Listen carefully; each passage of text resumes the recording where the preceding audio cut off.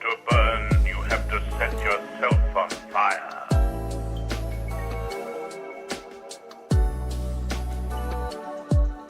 This one, real fucking ugly. Oh. You see, I take these glasses off, she looks like a regular person, doesn't she, huh? Put them back on, formaldehyde face. That's what we got. That's enough out of you. You get out or I call the cops. Call the cops? You know what you need? You need a Brazilian plastic surgeon. I've got one that can see. Suspend Your Disbelief with Amy Lane. Sawadee ka. Hello, everybody. It's been a long while since I've done a podcast. The last time I did one was January of 2025 with the 4-part Rogan series, which took a lot of work. And I'm pleased to say that this one was very quick to finish. It only took me about a month to do the research and put it together, and I got a lot of pictures and a lot of esoteric symbolism to help you understand the motivations behind these groups. The Vril and Thule Society and the Black Sun, and is a very fascinating subject indeed. While I was doing this research, I thought about a scholar that I remembered from college named Benedict Anderson. He wrote a book called Imagine Communities, and in that book he argued that nations are socially constructed communities formed through shared experiences and collective imagination rather than being based on objective facts or ancient ties. The book highlights the role of print media in fostering a sense of national identity, particularly during the rise of nationalism in the 18th and 19th centuries. Imagine communities. Because the nation cannot be remembered, it must be narrated. This becomes one of the important functions of education of school and of schools, the rendering of a particular narration of nation as valid, as reasonable, as true. Combined with other narrators such as religion and popular media, schools are a discursive site where the public is continuously reassured that the imagined world is visibly rooted in everyday life. The nation then emerges as something reified, and schools play a large role in this reification. This will be very much the case when we look at Germany in the late 1800s. And this is a subject I studied very in depth when I took a class called Comparative Politics, and we looked at how nation states were formed, including France, Germany, England, Russia, etc. And there was a desperate need for the Germanic people to cobblestone together an identity to achieve their goals in their in their unification process, and that becomes evident in the research that I came across. So much of the Vril and Thule Society mythology belief system revolves around the Black Sun, Hyperborea, and Thule, the place beyond the poles. So there was another author called Peter Moon, and he wrote The Black Sun, and he claimed that the ultimate concept of Thule is the well represented in the myth of it as the capital city or center of Hyperborea, a word which literally means beyond the poles. As it is beyond the poles, Hyperborea is positioned as being outside of this dimension. Thule, being in the center, is positioned as the source of all life on Earth. In Greek mythology, Pythagoras was taught sacred geometry by Apollo, a god who is identified as a resident of Hyperborea. In Pythagorean teachings, the Earth itself geometrically unfolds from a void in the center, in the toroidal/donut model. This is the void that has been recognized by many ancient groups, including the Sumerians, as the Black Sun. In this sense, Thule is synonymous with this Black Sun. And black is the first stage in alchemy, the Negredo stage. And there is a YouTuber called, or he used to be a YouTuber, but the Crater Earth theorist named Godwillemust, he has shown that our realm is toroidal because it's two counter-rotating pyramids. And you can see that in some of the toroidal models here. So there were a lot of trends to the rise of the Nazi occult ideology, the Vril and the Thule societies. Namely was Madame Blavatsky and Theosophy. It greatly influenced Nazi ideology and their proponents. Her ideas of root races were accepted by the German nationalists who mixed theosophical occultism with anti-Semitism and the doctrine of racial supremacy of the Aryan or Indo-European peoples. And so many of the Thule and Vril Society members were very much scholars of Blavatsky, Theosophy, Rudolf Steiner, Ariosophy, the Hermetic Order of the Golden Dawn, Oriental schools of secret societies, Sufi and Islamicist schools, Freemasonry. I mean, the list goes on, but Theosophy is probably the number one influence. The German unification of 1871 was also a big deal, and it gave impetus to strong racial identity and worldview. Bismarck's unification of hundreds of various principalities and peoples into a German state led to esoteric movements fostering nationalism with mystical elements.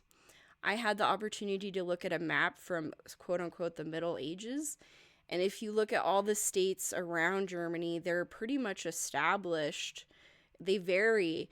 There's varying kingdoms, but if you look at Germany, it's just cobblestone, various colors, hundreds of colors. And what we learned in college was that basically these German fiefdoms, like Prussia, Bavaria, etc., various localities would have their own colleges, their own dialects. They would print their own money. So that's why there was such a strong impulse for the emergence of a German national and an Aryan national identity.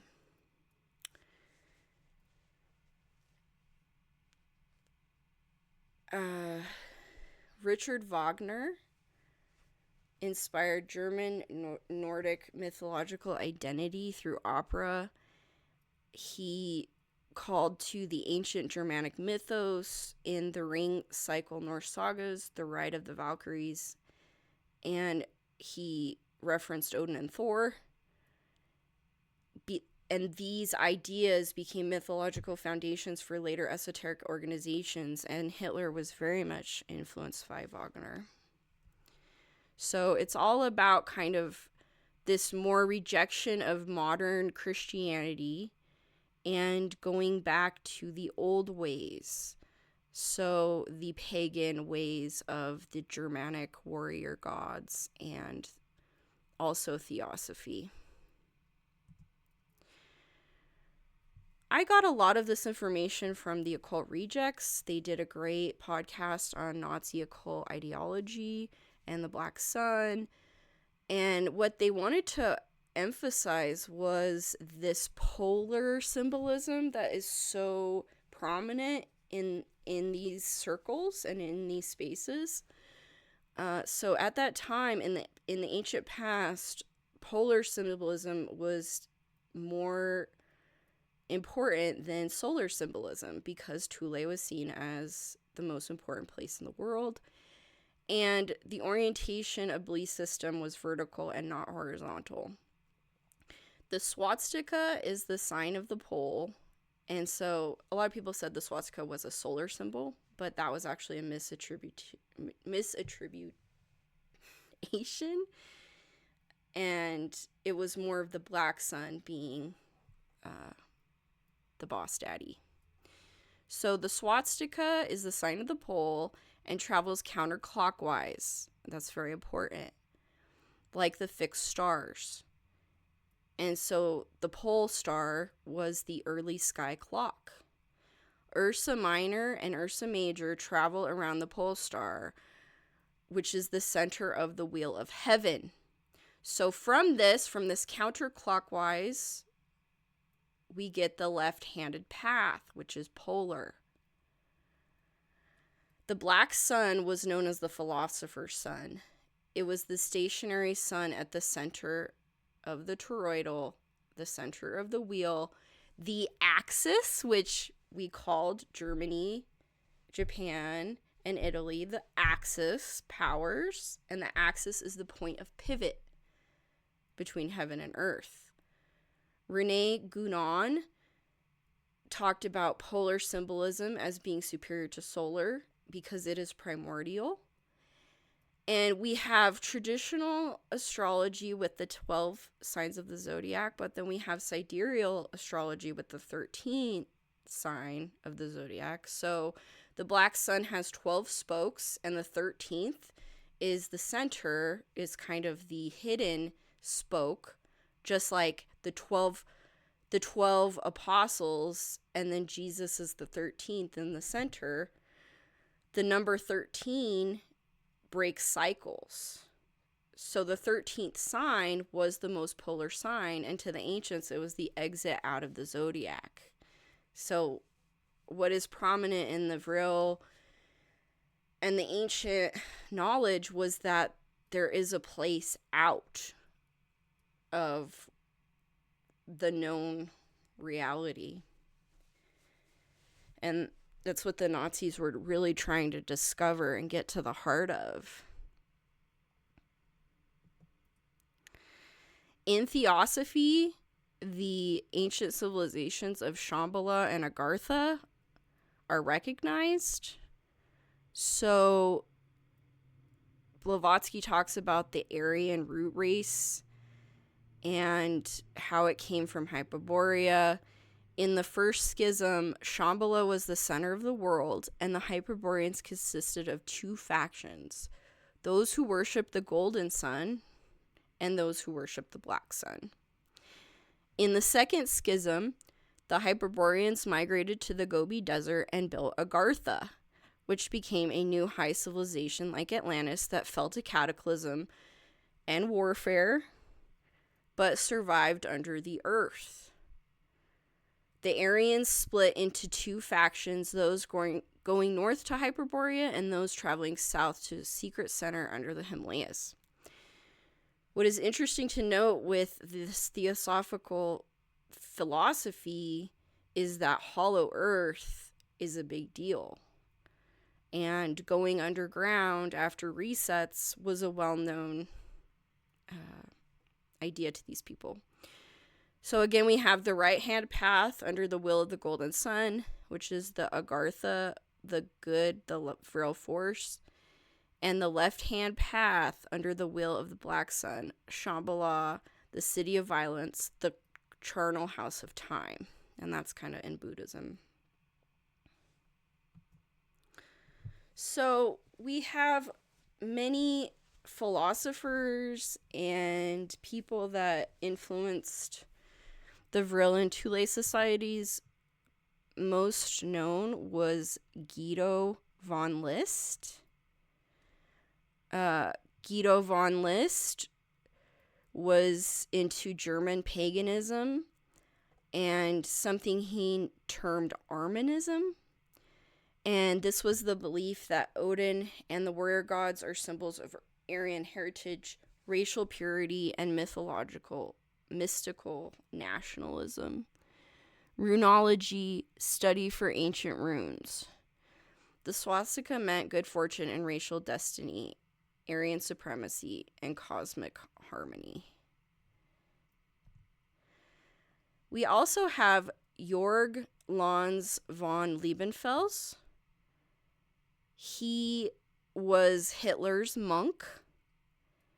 He created an ideology known as Ariosophy,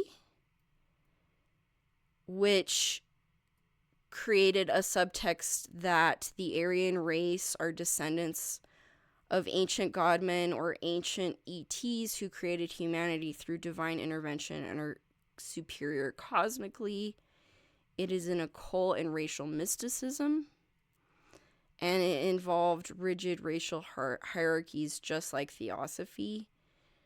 And this Jorg Lons von Liebenfeld was creator of the Order of the New Templars, which combined medieval Templar imagery with modern racial mysticism. So it combined Christianity and German heritage, so German pagan symbols. And there is a quote from Liebenfeld: "If I were asked what I understood divinity to be, I would say, by that I understood the living beings of the ultraviolet and ultra-red forces and worlds. In former times they were embodied and moved about in complete purity. Today they live on in human beings.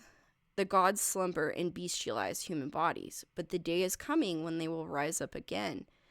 We were electric, we will be electric. To be electric and to be divine is the same thing. By the means of the electric eye, primitive man was omniscient. Through inner electrical power, they were omnipotent.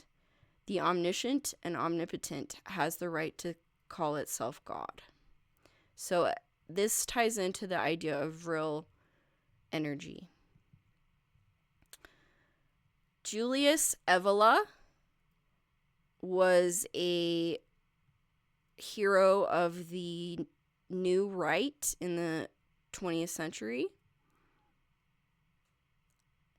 He studied the Indo-Aryan caste system and hierarchy. He was into spiritual authoritarianism. He studied Tantra and Theosophy, and he venerated the Nordic pagan gods, and he did not believe in egalitarianism or modernity or science or the Jewish tradition. So I will get into him in a lot more detail towards the end of this presentation.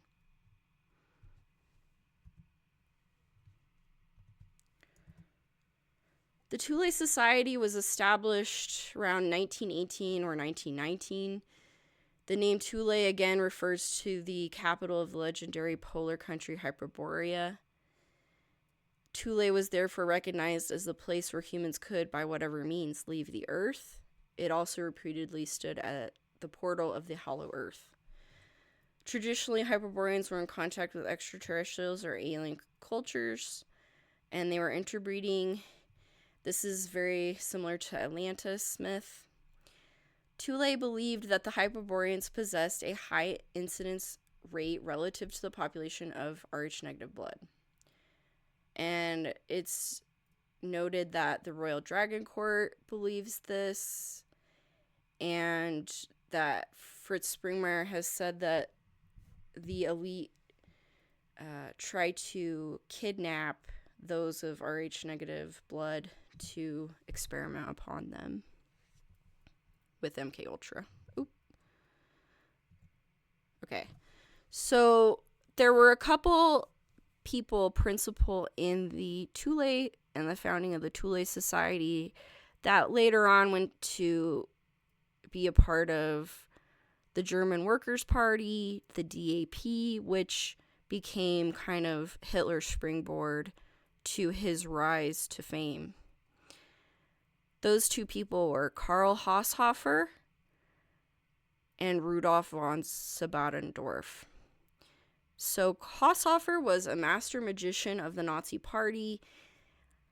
Again, he believed that German people originated in Central Asia, that the Indo-Germanic race was guaranteed the permanence, nobility, and greatness of this world, and he believed in Thule as the capital of Hyperborea. Von Sabbatendorf, or Glauer, Richard Glauer, was the founder of the Thule Society. He was a mysticist and a Sufi. And Sufism is kind of the esoteric, it's hard to explain. It's differentiated by the normal branch of Islam because it is into mysticism and the higher secrets. So he was a Freemason, a Sufi of the Bektashi order. After his conversion to Islam, and a practitioner of meditation, astrology, numerology, and alchemy. Sabotador founded the Munich branch of the Thule Society in 1916, which was becoming increasingly political. In 1919, Anton Drexler, who developed links between the Thule Society and various extreme rights workers' organizations in Munich, together with the Thule Society's Karl Harrer, established the Deutsche Arbeiterpartei, or DAP, or German Workers' Party. This party was joined in September 1919 by Adolf Hitler, who transformed it into the National Socialist German Workers' Party, or the Nazi Party. So, Haushofer and Glauer, I'm going to call him because that was another name that was attributed to him, were extremely into the occult and various wings of it. And that's what you keep finding again and again with these individuals. So Karl Haushofer was the ideological mentor of the Nazi Party. He founded the Brotherhood of Light, the Vril, which became the Vril, and he had a lifelong fascination with Eastern mysticism. He was initiated into Buddhist secret societies in Japan, made contacts with Tibetan Yellow Hats. Dietrich Eckart was an anti-Semitic journalist and playwright. He was the Thule Society mentor to Hitler, and he influenced Hitler's racial attitudes and introduced him to key players from esoteric orders. Haushofer visited Landsberg prison to teach and mentor both Rudolf Hess and Hitler. Haushofer also coined the political use of the term Lebensraum, living space, which Hitler maintained would be necessary to the continued dominance of the superior Aryan race.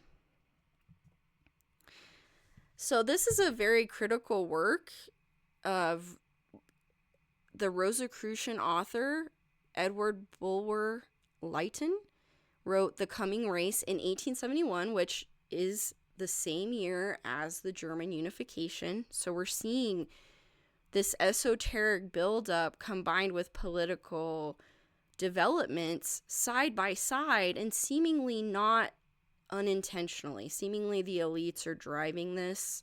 They're driving people to look within and to join secret societies and to discover, well, what is the German race? Are we Aryan? What do these ideas mean? So Lytton tells the tale of an intrepid explorer who discovers an advanced race of humans living within a vast subterranean world who call themselves Vril. These beings had formerly been surface dwellers until a global catastrophe, again, not unlike the Old Testament flood, forced them to take refuge deep in the earth. The survival of this marvelous society was facilitated by their application of a force they termed Vril, an explanation of which I understood very little, for there is no word in any language I know which is an exact synonym for Vril. I should call it electricity, except that it comprehends in its manifold branches other forces of nature, to which in our scientific nomenclature differing names are assigned, such as magnetism, galvanism, etc. These people consider that in Vril they have arrived at the unity in natural energetic agencies, which has been conjectured by many philosophers above ground. It was supposed by some that Lytton's book was not altogether a work of fiction, and in fact he was privy to secrets that lost Sumerian and Atlantean artifacts still existed in clandestine caches hidden in the Gobi Desert and Tibet. And indeed, ancient Sanskrit texts from India describe civilizations that flourished before the Great Flood that possessed technologies beyond the understanding of modern science. So they are learning to harness these hidden natural energies for their own technological advancement and benefit. What was the difference between Thule and Vril? So the Thule Society began as an esoteric society, but became a primarily political one. So it garnered more members, it became more grounded in realistic aims, and then it became the springboard for the German Socialist Workers' Party. Whereas the Vril was an esoteric society, it remained small, and it's concerned with channeling messages from supposed extraterrestrial entities in order to manufacture advanced flying craft. And I will deem these aka Vimanas, because again, we're going back to the Aryan Vedic tradition, and that's why the Nazis were so obsessed and consumed by Asia, Tibet, and the lost theosophical motifs.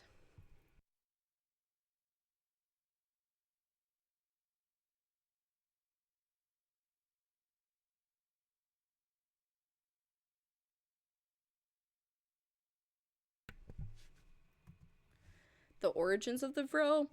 So again, I talked about Haushofer. He founded the Brotherhood of Light. This organization is sometimes referred to as the Luminous Lodge. This group was renamed the Vril Gesellschaft. Probably Gesellschaft. As it rose in prominence and united three major societies. The first was the Lords of the Order of the Black Stone, having emerged from the Teutonic Order in 1917. The Black Knights of the Thule Society, and the Black Sun, later identified as the elite of Heinrich Himmler's SS. The Black Sun was actually a secret society within the Thule Society. It was above other societies. Behind all of these mysteries was an even deeper element, a secret order known to initiates as the Order of the Black Sun. An organization so feared that it is now illegal to even print their symbols and insignia in modern Germany. The Black Sun probed deeper into the secrets of the Third Reich and its Tibetan contacts than any other previous attempt. What was the Vril Force? The Vril Force was said to be derived from the Black Sun, and the term that keeps coming up in this research is premateria, which is derived from the inner Earth entrances at the North Pole and Hyperborea, which is the same thing. The Vril believed that the Aryans were the actual biological ancestors of the Black Sun. And there were many names of the Vril, or the Vril energy. So Liebenfels discussed the electricity aspect of it, but it was more powerful than that because it did have to do with magnetism and other aspects of the quantum field. So some other names were Chi, Oyas, Vril, Astral Light, Odic Force, and Orgon. In 1917, 4 people met in a cafe in Vienna. There was 1 woman and 3 men. The woman was a spiritual medium. They met under a veil of mystery and secrecy. They discussed secret revelations, the coming of the new age, the sphere of destiny, the magical violent black stone, and making contact with ancient peoples and distant worlds. Their source of power was the Black Sun, an infinite beam of light which, though invisible to the human eye, is real. They depicted the Black Sun, the Godhead's inner light, in the form of a cross. Maria Orsic was the famous medium who became the leader of the Vril Society. So I really thought this was fascinating because I've actually been to both these cities. I've been to Vienna and I've been to Zagreb. So She was born in Vienna. Her mother was from Vienna. Her father was from Zagreb, Croatia. So just like, what's his name? Nikola Tesla. She was also from Croatia. And there's a lot of ancient antiquitech and still kind of left over in that area. 1917. So I talked about the meeting in the Schopenhauer Cafe in Vienna. All of these individuals had studied the Hermetic Order of the Golden Dawn, its teachings, rituals, and knowledge about ancient Asian secret lodges. Sabotendorf and Haushofer were experienced travelers of India and Tibet and were much inspired by the teachings and myths of those places. So just like Blavatsky, there's this obsession with the East being their jumping off point if they were tied to the theosophically tainted past. The Vrillian women were beautiful young women that wore their hair long, very, very long, like horse head, like to past their butts, like very, very long, if the photographs are to be believed as real, which a lot of people say they aren't. They were photoshopped or whatnot. But they basically protested the short flapper styles of the day, and they believed that their hair was an antenna for transmission to ET. And a lot of their research on that has been kind of corroborated in the form of that there is something to not cutting off your hair. And that's why they want us to cut off our hair all the time. Meeting. Okay, I talked about the meeting.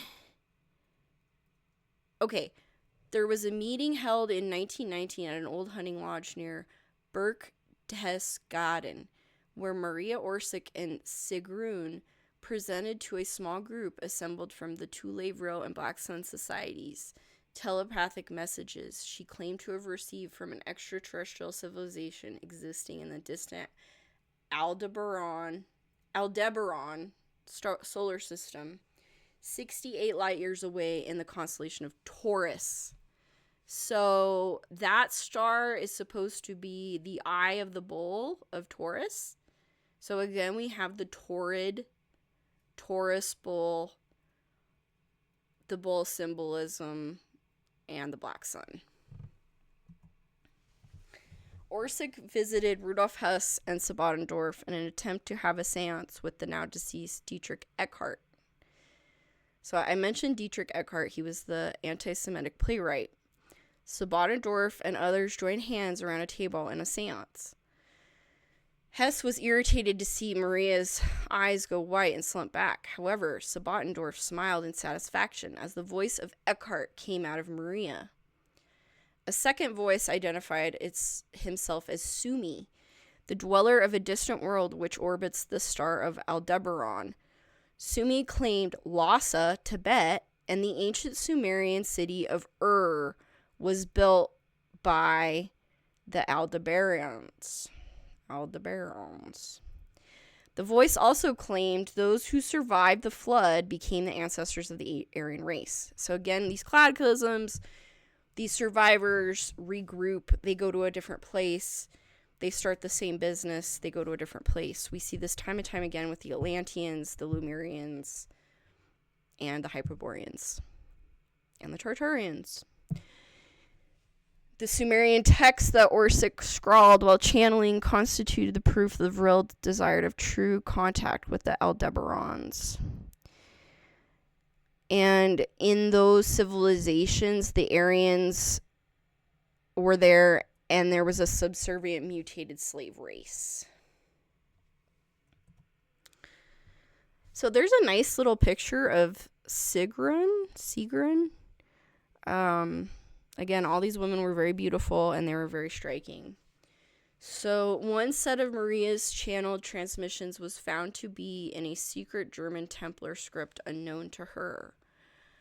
A second series of transmissions appeared to be written in an ancient Eastern language, which Babylonian scholars associated with the Thule group recognized as ancient Sumerian.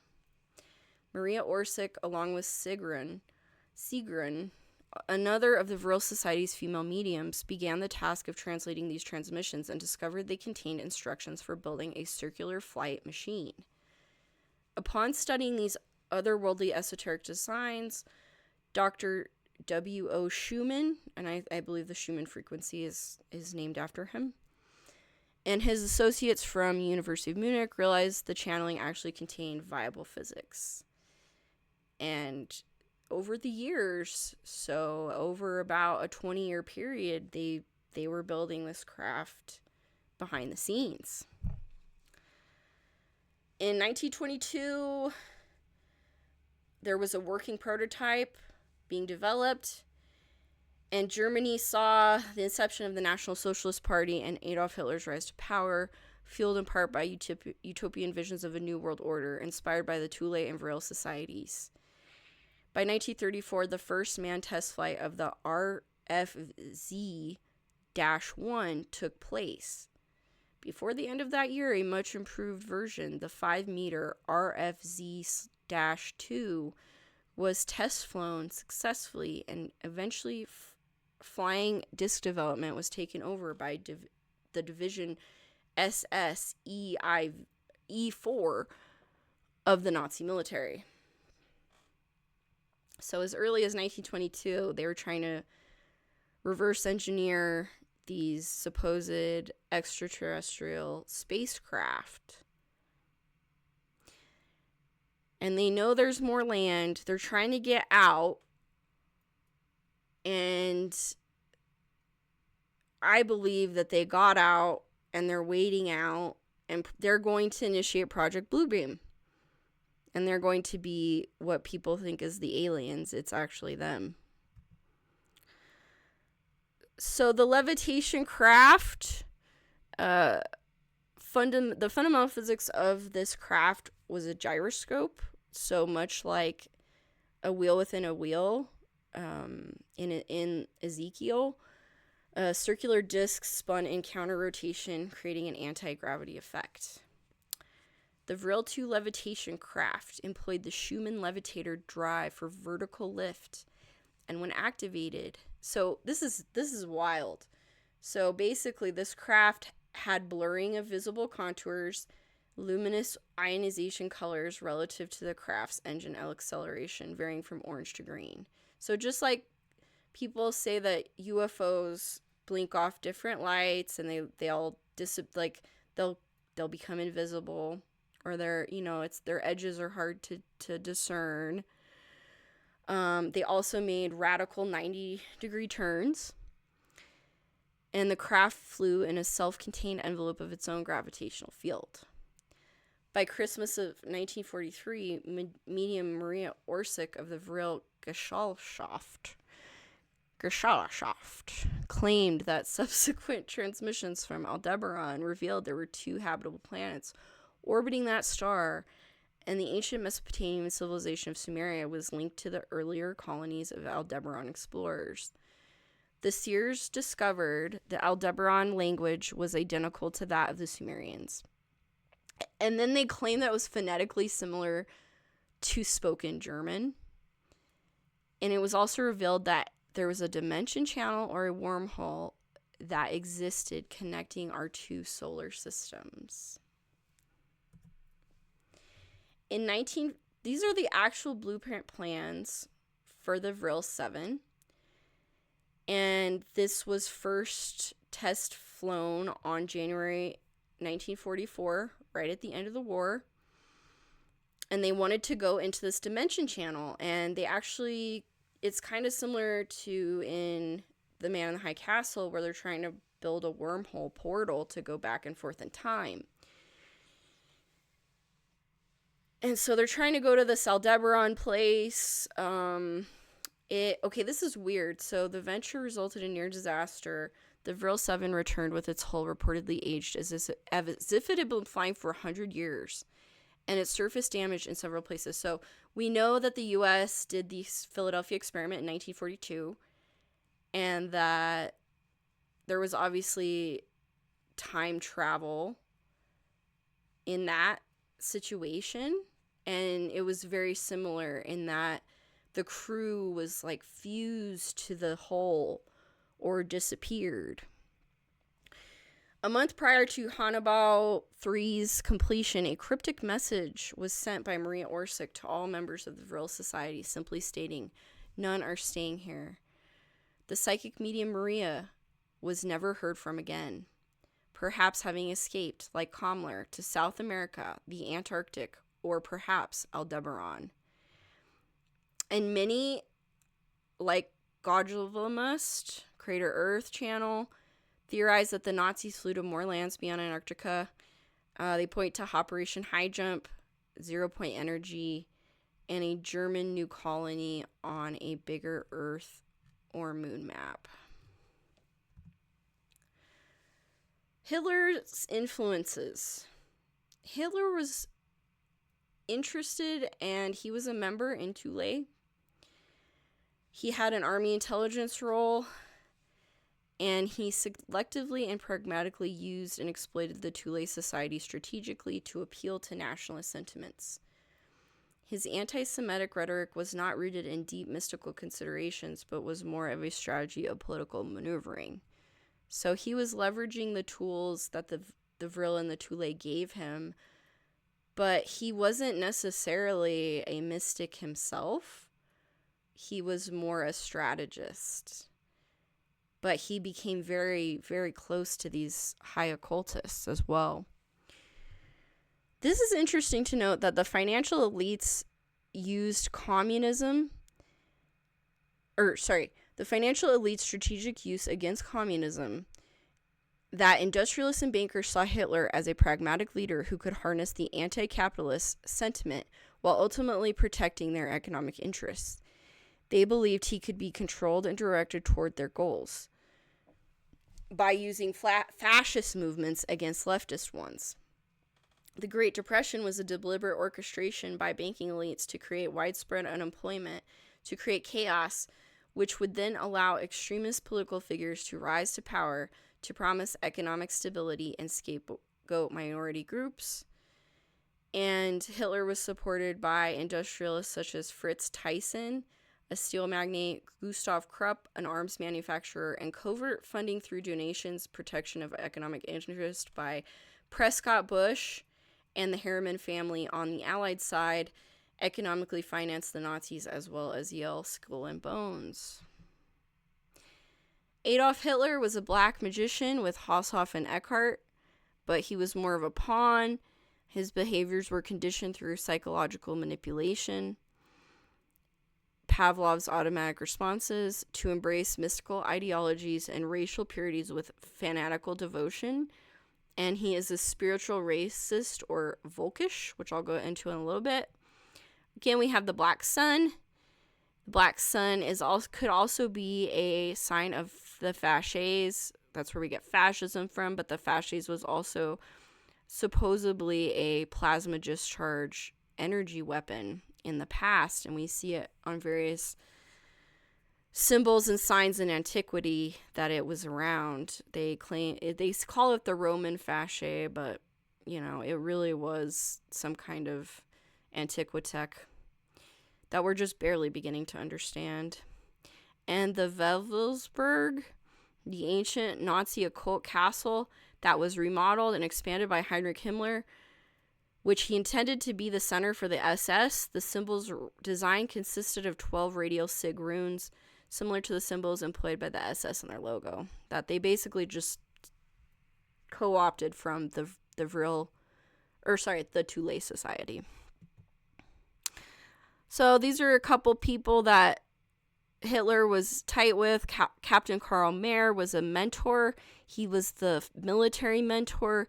He introduced him to politics. He directed Hitler to write the first anti-Semitic view.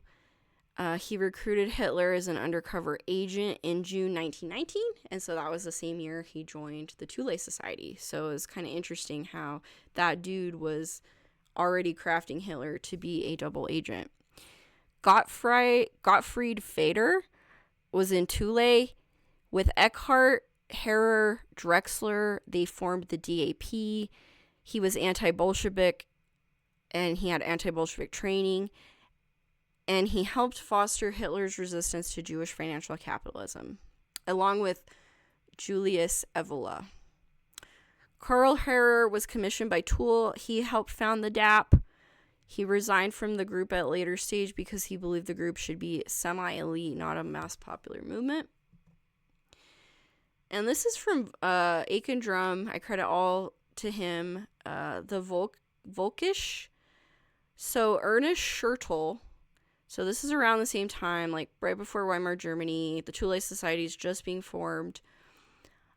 This guy was fired in 1918 as a high school teacher for promoting man-on-man love.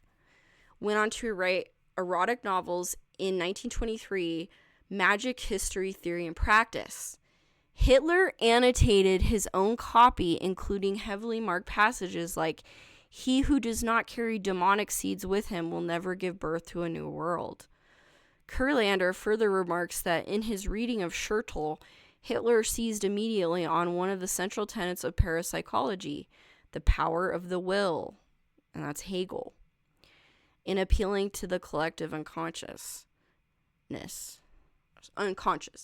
The magician did not have to seek the support of the people Volk, whose good he would have to serve. Hitler underscored, but in order to garner power, an enlargement of his eye sphere. Should people not seem reactive enough, should they lose faith in their leader, Schertl added the magician had every right to abandon them as Christ abandoned the Jews. And what we do see with, people said the Holocaust never happened. I think it did happen because they killed a lot of the German civilians too. They starved them out. They killed them because there were people that came to our school that were not Jews. They were just German civilians.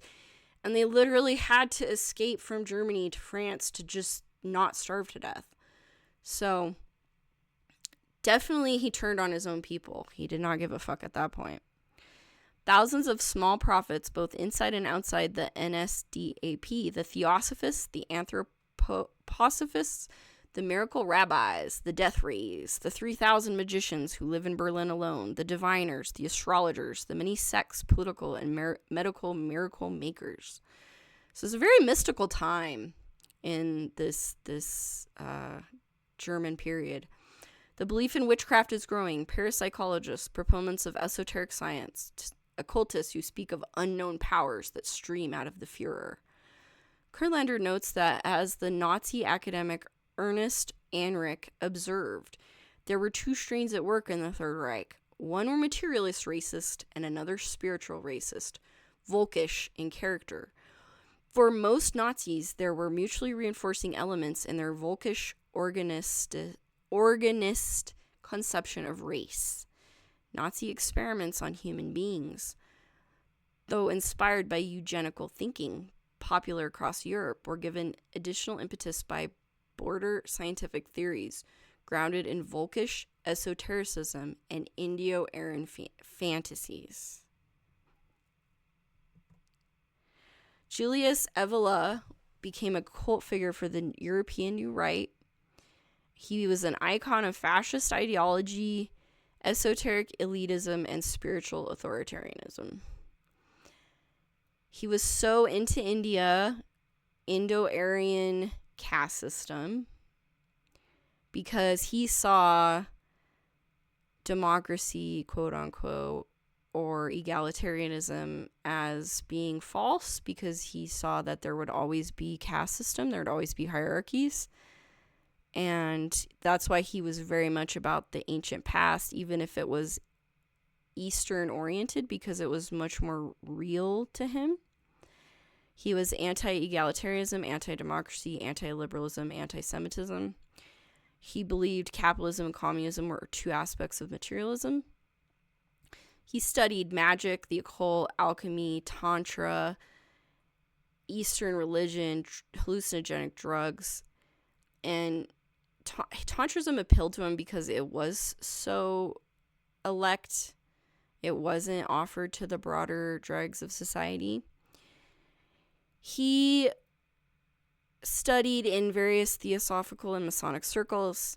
He met Arturo Regini, a Roman occultist who studied alchemical journals on Pythagoreanism to yoga, Kabbalah to Egyptian Freemasonry. He was also influenced by Rudolf Steiner, anthroposophy, and the group, the perennial philosophy. So the group came up in my research on Joe Rogan and the Esalen Institute. In Evola's worldview, he believed in the veiled symbolism of hermetics and alchemy.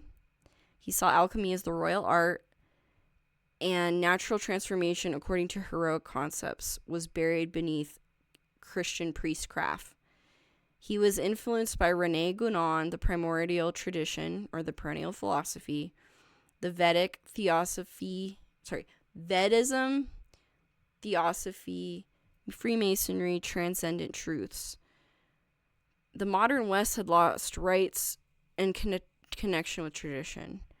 Process of materialization embraced all life, art, and culture, pursued mere externalities, while through science, people lost themselves in endless analysis, division, and multiplicity. Western life was completely absorbed in becoming, with its attendant focus on rational means, speed, and technical efficiency. And I believe that he was correct in that assessment. He believed we were in the dark age of the Kali Yuga. He talked about the polar Hyperborea being the golden age because the white Aryans ruled, and we find this in the Indian, Iranian, Greek, and Amerindian texts. And he studied with a Brahmin scholar and an amateur prehistorian of Atlantis and director of Heinrich Himmler's Arnabe. So they were obsessed with the racial history. In the Kali Yuga stage, all tradition is forgotten, disorder is rife, and society is degenerate, social disorder, spiritual alienation, and violence. For Evola, the predominance of spirit in the traditional societies was evident in their strict hierarchy of functions. And so he's always talking about, kind of like Plato, like the soul is above the spirit, or the soul is above matter, the body.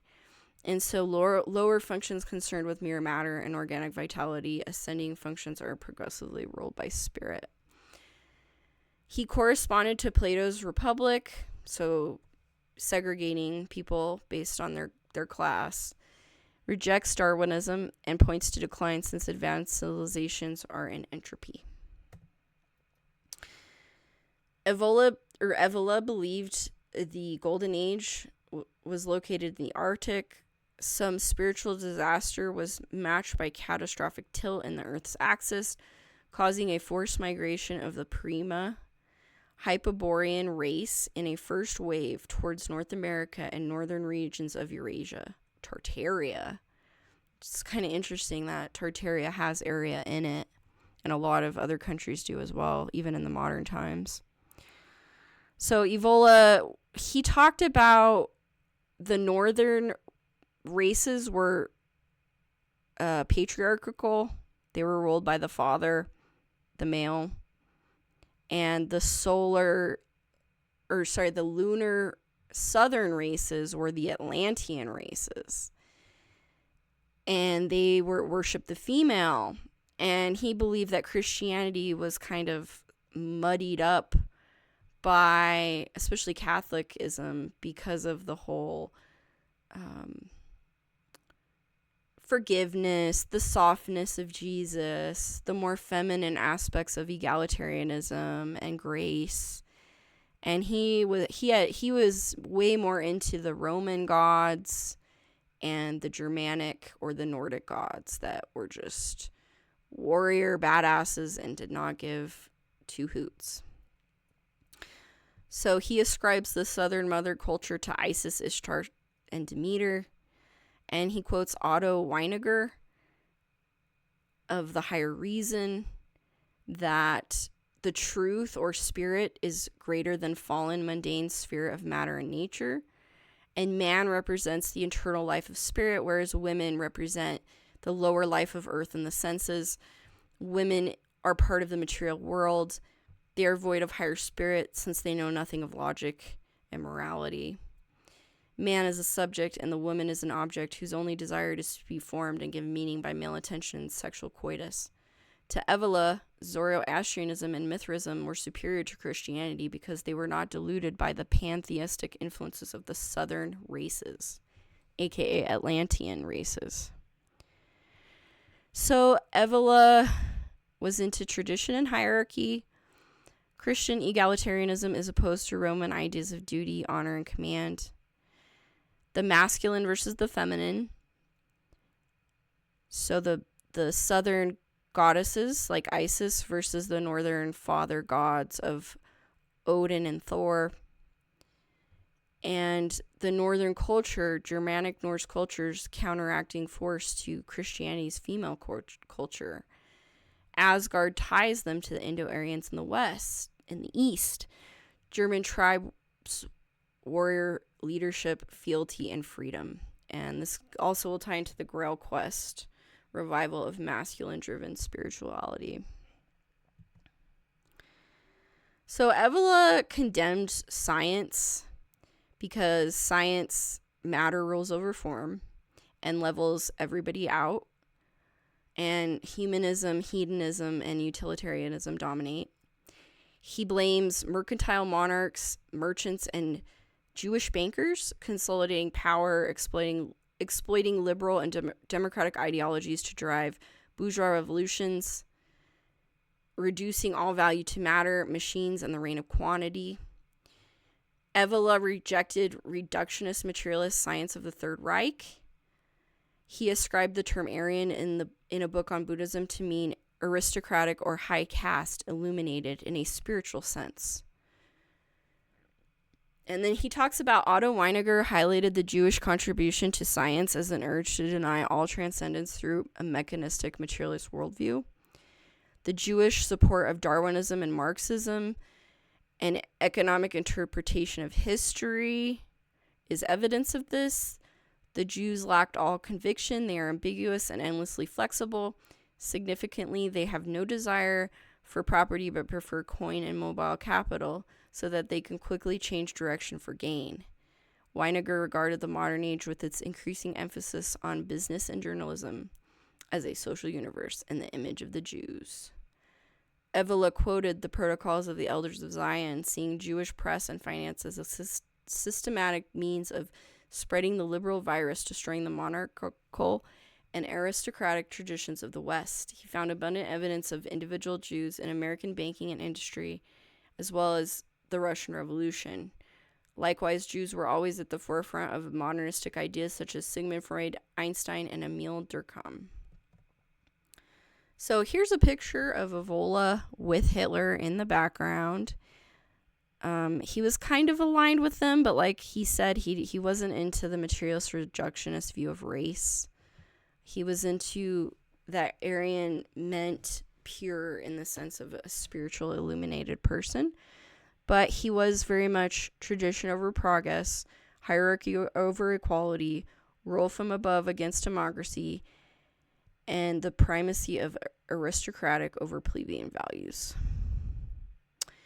So, in The Spear of Destiny in 1972, Trevor Ravenscroft met a Viennese Jew named Johannes Stein, who was an anthroposophist, and they're obsessed with the Christian fulfillment of the legend of the Holy Grail.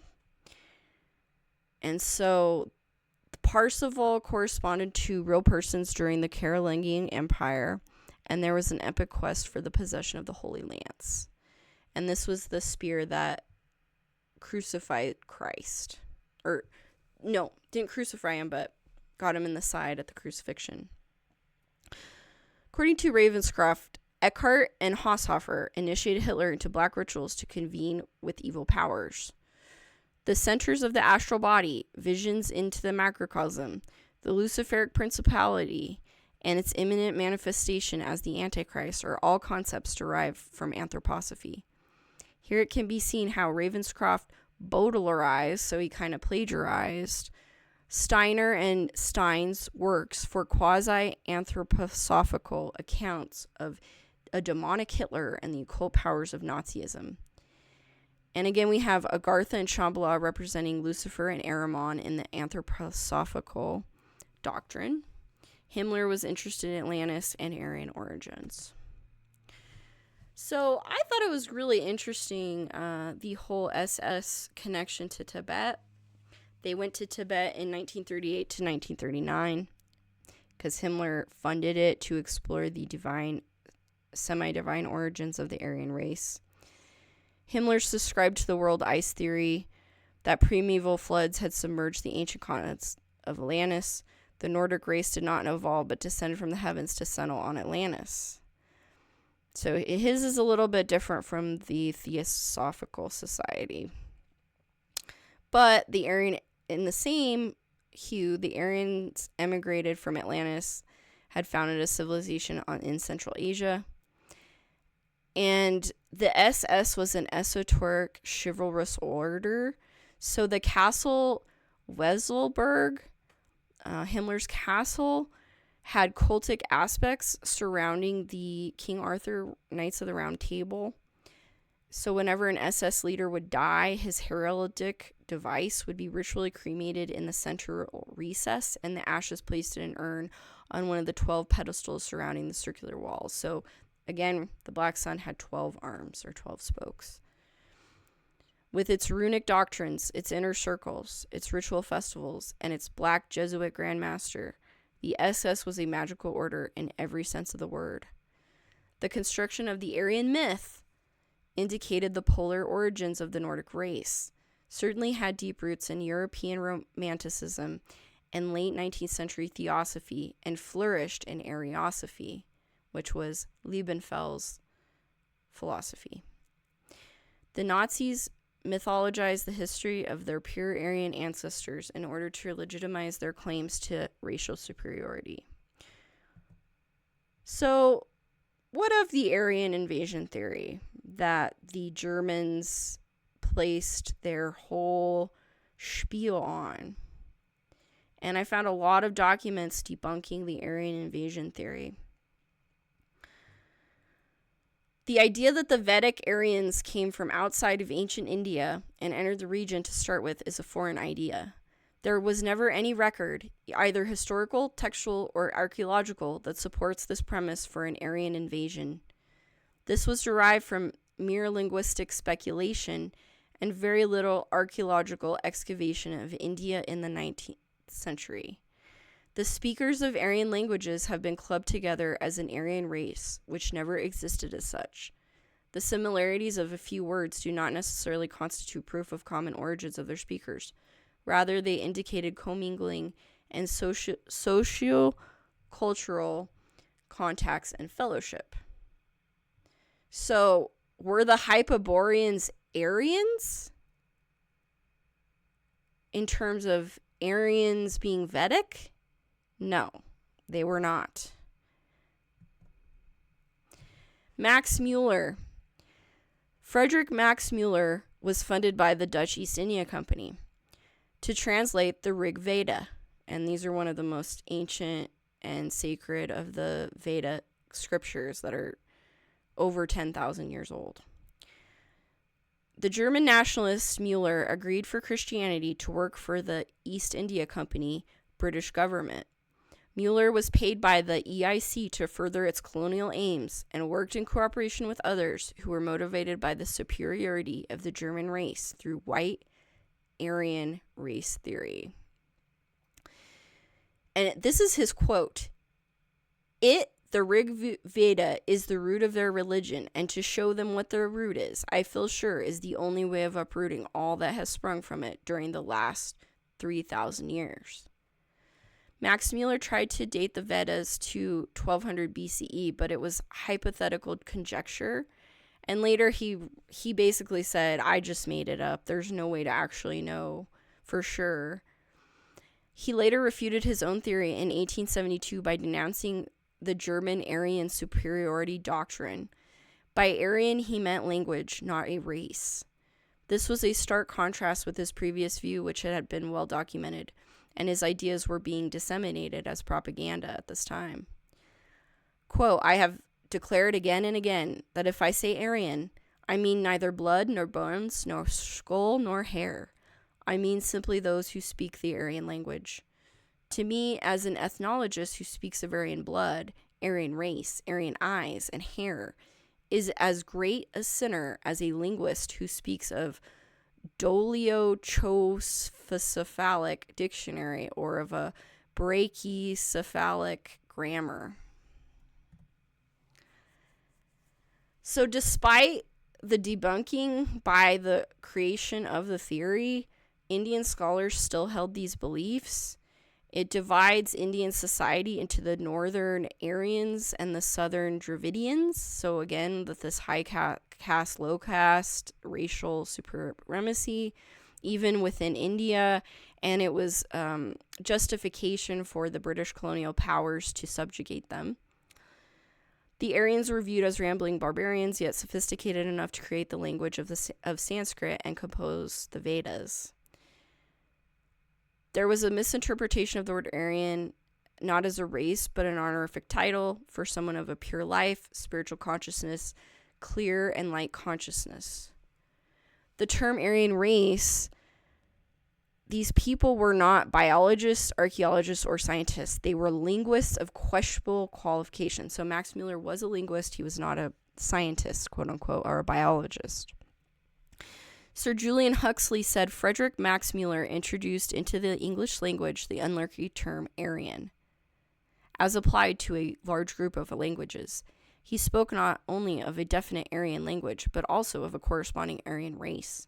The idea was rapidly taken up in both Germany and in England.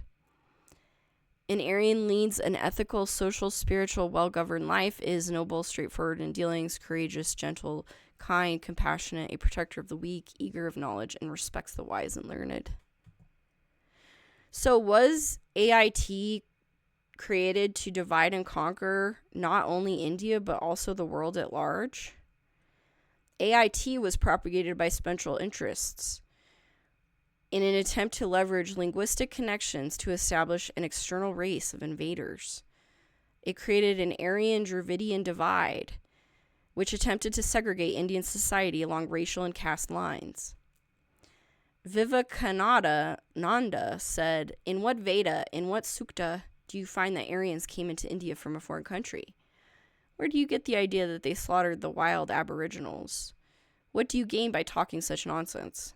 Strange that our Indian scholars too say amen to them, and all these monstrous lies are being taught to our boys." Sarasvati said, "No Sanskrit book or history record records that the Aryans came here from Iran." The Indo-Aryan invasion as an academic concept in the 18th and 19th century Europe reflected the cultural milieu of that period. Linguistic data were used to validate the concept that in turn was used to interpret archaeological and anthropological data. So, how does the Black Sun feature in modern times? It has continued on through digital esoteric brotherhoods and platforms like Signal and Telegram, utilizing secrecy and initiation rituals, ancient mysticism blended with modern meancraft. As a result, brotherhood-inspired symbols have become ubiquitous in alt-right aesthetics, appearing in memes, tattoos, and online communities, where they combine with contemporary extremist imagery. The Black Sun also follows into identitarianism, QAnon, ancient mysticism with contemporary anti-establishment rhetoric, the rise in alternative spiritual and political frameworks. There's also a rise in neo-Ariosophy and Germanic spirituality, the revival of runic tattoos and pagan ceremonies. Runes represent the divine Aryan power and rejected Christian influences in favor of warrior gods. And here are some prominent Nazi and SS swastika style tattoos.